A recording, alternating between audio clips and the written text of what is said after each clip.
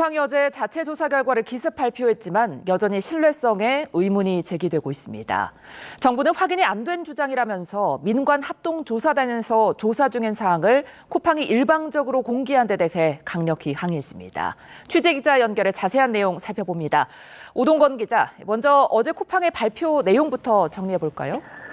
네, 쿠팡은 디지털 지문 등 포렌식 증거를 활용해 정보를 유출한 전직 직원을 특정하고 행위 일체를 자백받았다고 밝혔습니다. 이 과정에서 접근한 고객 계정 3,300만 개 중 3,000개 계정 정보만 저장된 것이 확인됐다고 주장했습니다. 저장 정보에는 고객 이름과 이메일, 전화번호, 주소, 일부 주문 정보, 그리고 공동현관 출입번호 2,000여 개가 포함됐습니다. 결제 정보나 로그인 관련 정보에 대한 접근은 없었다고 쿠팡은 강조했습니다. 쿠팡은 또 이슈가 커지자 유출자가 유출 정보를 모두 삭제했고 제3자에게 전송된 데이터는 없는 것으로 파악했습니다. 쿠팡은 노트북 회수 과정도 소상히 밝혔습니다. 유출자가 노트북을 쿠팡 로고가 있는 에코백에 넣고 벽돌을 채워 인근 하천에 던졌고 쿠팡이 이를 잠수부를 동원해 해당 노트북을 찾았다고 설명했습니다. 네, 그런데 여전히 조사의 신뢰성에는 의문이 남는다고요? 그렇습니다. 이 조사 주체가 이해 당사자인 쿠팡이기 때문입니다. 쿠팡이 유출자에게 자백을 받았고 유출 내용에 대해 글로벌 보안회사에서 검증을 받았다고 밝혔지만 민관합동조사단에 공인된 조사 결과가 아니라 신뢰성에 의문이 제기되고 있습니다. 쿠팡이 유출자를 어떤 방식으로 접촉해 진술을 확보했는지, 또 민관합동조사단의 조사가 진행 중인데 직접 조사를 수행한 이유도 밝히지 않았습니다. 유출자의 범행 동기 역시 불투명하며 이 유출자가 진범인지조차 수사당국에 의해 검증되지 않았습니다.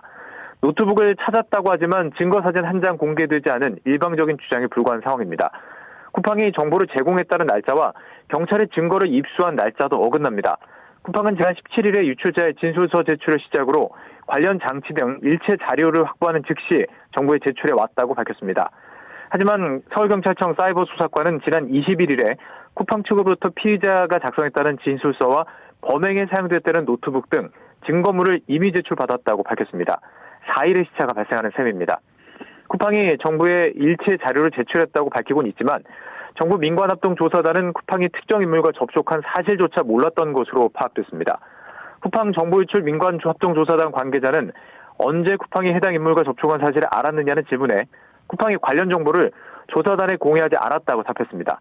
이어 쿠팡이 접촉했다고 주장하고 있는 인물이 누구인지도 모르며 진범 여부조차 경찰이 확인할 것이라고 말했습니다. 또 쿠팡이 해외 보안업체 3곳에서 조사한 결과라고 말했지만 실제로는 공신력 없는 조사 결과를 마치 조사단과 수사기관의 발표인 것처럼 대외 메시지를 낸 것이라고 강하게 비판했습니다. 앞서 과기정통부는 조사 중인 사항을 쿠팡이 일방적으로 알린 데 대해 강력히 항의했다고 밝히며 쿠팡이 주장하는 내용은 확인되지 않았다고 못 박았습니다. 지금까지 YTN 오동건입니다. 대규모 정보 유출 사태에 대한 쿠팡의 대응 방식을 놓고 비판이 거세지는 가운데 대통령실이 내부 직원들에게 쿠팡 관계자와 접촉을 자제하라는 지시를 내린 거로 파악됐습니다.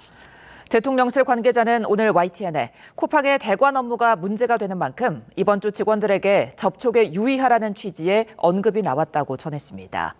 이어 쿠팡과 부적절한 접촉을 한 경우 공직기강 비서관실과 협의해 자진 신고하라는 지침도 전달됐다고 덧붙였습니다.